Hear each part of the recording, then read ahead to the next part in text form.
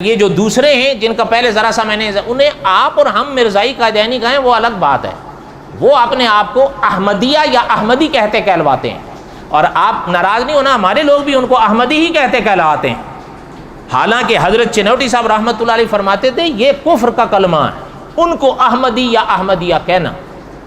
کیوں؟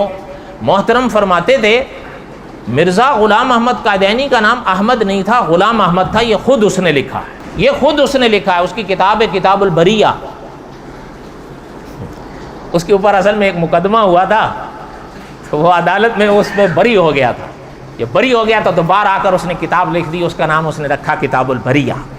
ویسے یہ اس کا عدالتی بیان ہے، اس میں اس نے لکھا ہے کہ میرا نام غلام احمد ہے، تو اچھا جب غلام احمد ہے تو پھر احمد تو نہ ہوا، تو ان کو احمد یا احمدی کہنے کا کیا سوال؟ اس لیے حضرت سختی کے ساتھ منع کرتے تھے کہ کبھی بھی ان کو جانے انجانے میں بھی احمدی مت کہو۔ فی الحقیقت اگر کوئی احمدی اس دنیا میں ہے تو وہ مسلمان ہیں۔ کیوں؟